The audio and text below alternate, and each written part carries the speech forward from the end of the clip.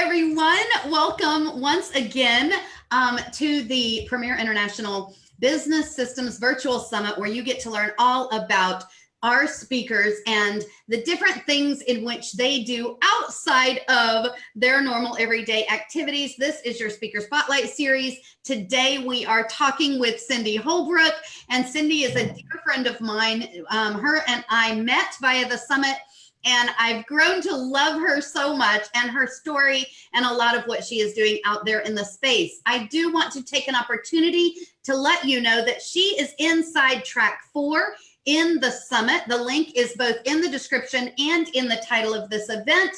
So you can go over there and take a look at the agenda and scroll down to track 4 and see that she is going to be talking a lot inside the summit about off-camera visibility. And this is one of those things that many of us struggle with regard to getting ourselves out there and showing up for our audience, which is what track 4 is all about. So you do not want to miss her session. So Cindy, when we were getting ready to kind of go into this Speaker Spotlight series, one of the things that you said really kind of stood out to me, and you wanted to talk a little bit about your experience emerging from an abusive father into the role of wife to an abusive husband, and now furthering out of that into a place where you are now a successful businesswoman. Can you talk with us a little bit about that experience? Sure. And one of the reasons why I want to share it is because I am the visibility whiz. And to be visible, you need to be authentic and you need to be confident. Now, a lot of people, you know, we all have traumas in our life, and you may think mine's horrible. You may think that other people's is worse. But I always say I was not brought up in a Leave It to Beaver home. My father was sexually, physically, and mentally abusive from the time I can remember.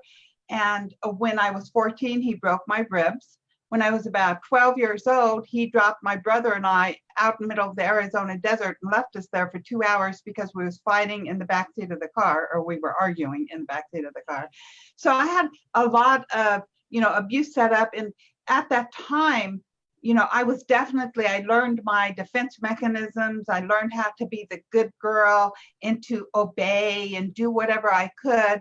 And I was constantly living in fear of my father coming into my bedroom at night or what have you. So there was a lot there. So I did what most people do. I got married to my father, minus the sexual abuse.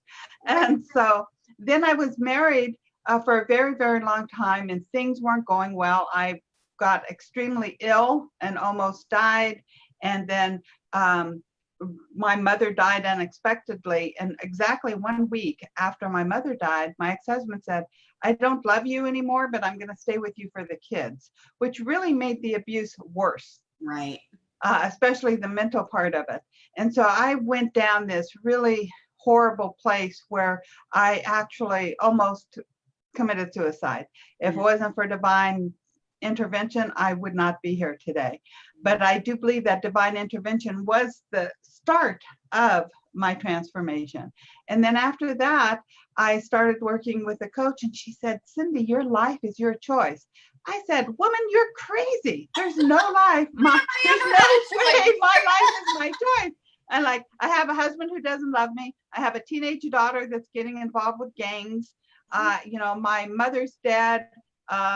I felt like I created her death, and as well as my father's, which is a whole nother story. So I had all this guilt of all these people dying. My grandmother died just within a 3-year period. I had over 10 deaths in my immediate family, including my brother-in-law who got murdered. And I had all this weight on my shoulder, and I just thought everything was my fault, and somehow I had control over it all.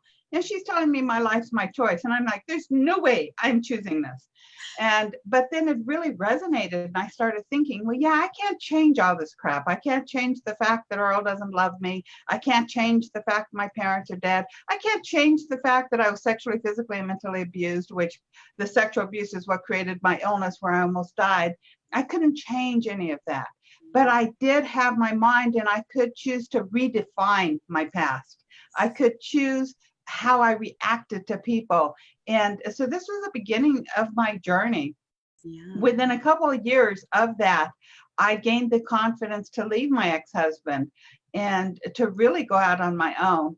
and just kept on learning and growing and finding out who I was, and which has been a great experience. But I always like to share this because so many people, to be visible, you have to be confident. But so there's so many people out there that have some sort of past, or, some of it's controlling, like, well, who are you to be sharing about health, right? So whatever people is, you have these things from your past that's holding on to you, that's making you put this invisible mask over yourself to where you're not being visible to your clients. And until you can accept whatever it is that's happened with you and learn to redefine it, because it's always in that definition, and that's how your life is your choice. You redefine all the crap that happened to you. Yes. And you choose to make something good of it. So that's where my background comes from. I started my first online business in 2001, and I was used a drop shipper. I sold other people's stuff. I did affiliate marketing. And in 2009, I found coaching. And that was just my answer. It was, I could give back. I could really help people overcome some of their traumatic past. I could help people really grow to love themselves and to have a successful business, to have a successful life, because we all have so much crap in our past that it can really hold us back. And I love how you describe that, because I think it is crucial to understand that everybody's got a story. Some obviously more traumatic than others, but everybody's got one. Everybody's carrying something around with them into their future. And one of the things I love about yours is you put a stopgap and you said, okay, these things that happened, I can't change, but what I can do is I can change the way that I perceive things moving forward. I can change the way that I want to be. I can change the way that I want to interact with others. I can change who I want to become and how I want to show up for and serve my audience. And I love, love, love the way you described that. I think that is one of those components that many of us strive to get to, and we are so stuck in the spinning of what happened when, that we don't allow ourselves to put that stopgap in place and say, moving forward, this is how I'm going to be, and I love that you did that. Thank you. I know what so many people do is they try to act like it doesn't matter. Oh, it doesn't matter. They shove it away and they shove it away, but it comes back in all these other ways, which is really why I got so sick, is I was in so much denial about my father and everything that happened, that it literally almost killed me. Yeah. And it will. I mean, that's one of those things, right? Is nobody gets get out of life free card. And I say this to my clients all the time, and they're like, oh, Marissa, stop saying that. But it's true. Nobody gets the get out of life free card. And if you know that things are not going the way that you want in your life right now, give yourself that opportunity to change it and make it better. Redesign what you're dealing with, redesign how you're living, redesign how you perceive things and the way you interact and the things that you're doing to ensure that you come to a place where you can heal. I mean, I moved all the way across the country to do so.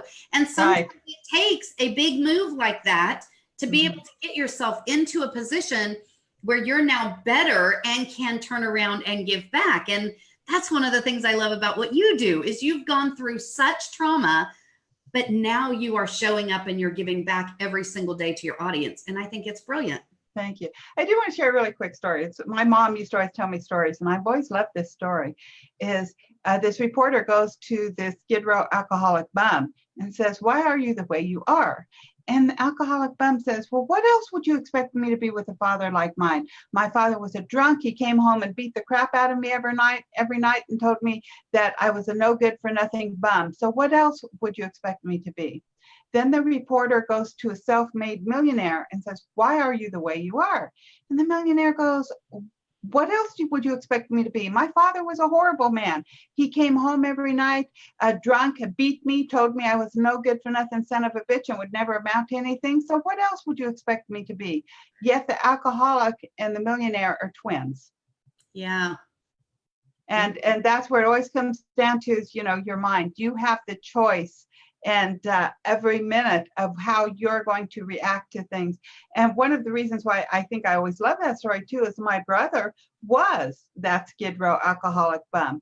And, you know, he got most of the physical abuse, but I can, you know, I understand why he chose the life he is, even though it's not what I would have wanted for him, because he was so smart and so creative, and he was very musical, but he could never, you know, in his mind, he could just never get over the abuse. And he wound up trying to run across a freeway and got hit by a semi whenever he was drunk. So it was just really a very sad life that he led.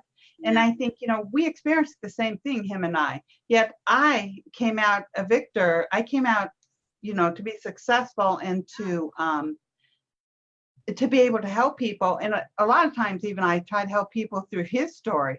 It's like, you know, I always tell people, go to Al-Anon, go to AA, because, you know, this is what you need to do whenever there's somebody in your life like this. Yeah.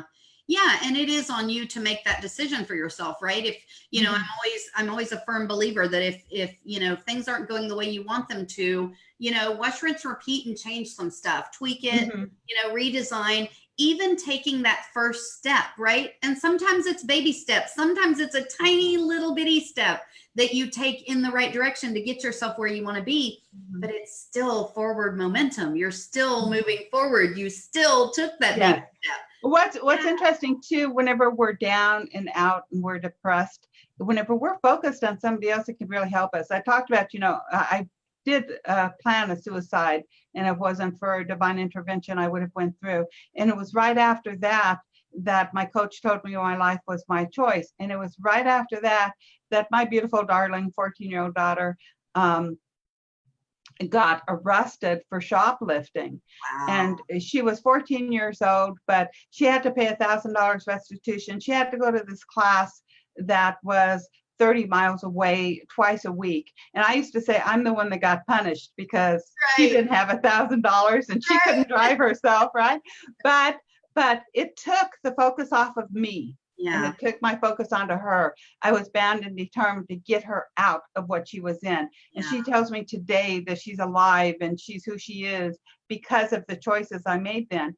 But it took me a long time to realize that every bit as much as I saved her, she saved me, because she helped me to take away all of my focus on poor me, my parents are dead, my husband doesn't love me, my daughter is going nuts, you know. Right. And sometimes that's what it takes, right? Is taking the focus off of yourself and putting it on that person you're trying to serve. So speaking of taking the focus off of you and putting it somewhere else, I really want to put you in the hot seat for a moment. I want to give listeners an opportunity to get to know you just a little bit better and some of the things that maybe they don't quite know about you yet. So are you ready? I'm ready. All right, let's do this. Okay, what's your favorite food? Spaghetti. Wow, I love it. I like spaghetti. I like veggie spaghetti, though. I don't put meat in mine. I do veggie. Okay, what's your favorite beverage? Water. Yeah. Mine is either water, herbal tea, something along those lines, right? I drink water and coffee, you know. There you go. I very seldom drink anything else. Okay, what about your favorite season of the year? I honestly think it's probably winter. As crazy as it sounds. Wow. It could be, you know, I don't live where you get 20 feet of snow a year. I live in the middle of the desert. So in the winter, we are in the 60s and the 70s, and it's just cool and breezy. And so I like the winter. Yeah, so that's comfortable for you. Whereas, you know, those of us who are babies, names we won't mention on this live, hate the cold, you know. I don't know that I'd like it if I was in 20 feet of snow. That's true. Okay, so you know the systems queen can't let you out of here without asking you, what is your favorite piece of technology?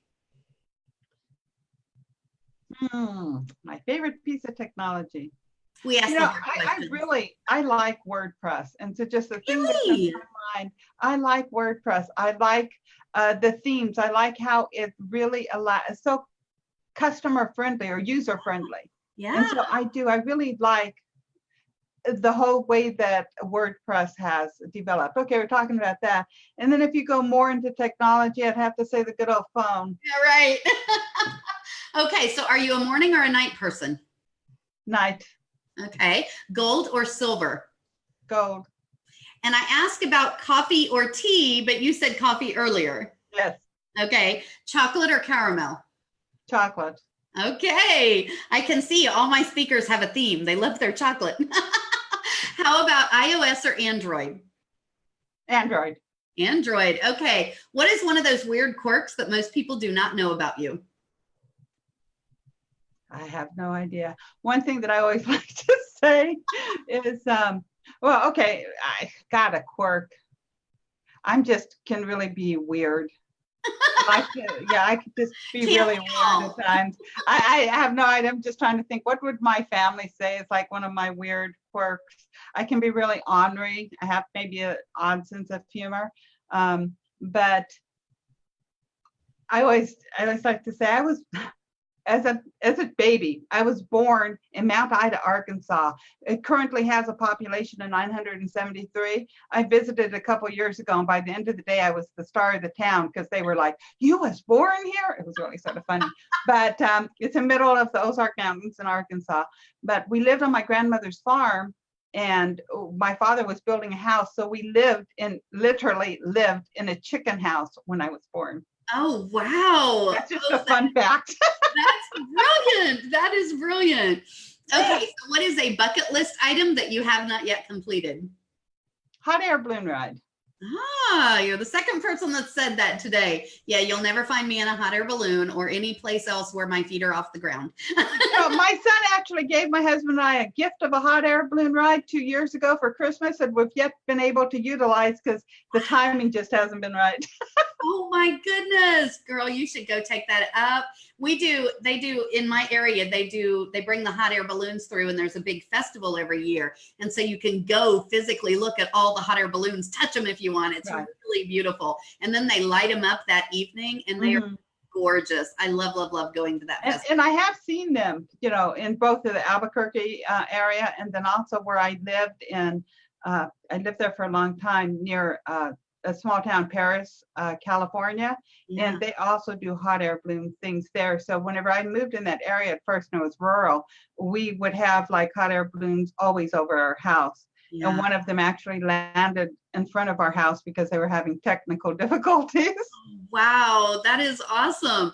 Very used to seeing them up in the air like that. And I think that's where it was always like, one day I'm going to go on a hot air balloon. Yep, for sure. Yeah, it always depends on the weather, whether or not they actually stop here for the day or the night or whatever. I think they are here for 24 or 48 hours usually when they come to town. But it's amazing just being able to go look at them all and talk to the people who operate them. And you'll never see me in one, but I love looking at them. The one that I want to do, the one that I'm going to do is the one that's over the coast in San Diego. Oh, I bet that's going to be beautiful. Oh my gosh. You'll have to send pictures, maybe even some video, and let us see it. Even though I won't join you, I would love to. Okay, the last question that I want to ask you is, what truly motivates you to show up for your audience the way you do each and every day? I honestly, it's something I've said forever, and it's a huge motivator for me. I always say, I went through so much hell in my life. I want to use the hell that I went through to make somebody else's life better. Yeah. It's always been a motivator for me. And that is so very true. I think so many of us as entrepreneurs have experienced something that has thrown us off the rails, and we've found a solution to that problem, and we come to the table now delivering that solution as part of our business. So I want to be the first to say thank you, thank you, thank you for everything you have shared here and everything that you do every single day for your audience and continue to do. You are amazing, Cindy. Thank you. Thank you. And I love you too, Marissa. Guys, definitely do not miss Cindy's session inside Track 4. She is going to talk with you all about off-camera visibility. Definitely use the link either in the title or in the description. Go check that out. If you scroll down through the agenda, you will see that she is inside Track 4, and you're definitely going to want to check that out. If you're struggling with your own visibility or need to know more and how to figure out your own plan so you can continue to systematize and scale. Cindy, thanks so much for being here. I've had such a good time hanging out with you. Thank you for having me, and feelings likewise. I have fun hanging out with you too. Awesome. Guys, we will see you inside the summit, and we'll also see you inside the next speaker spotlight. Bye, everyone. Bye.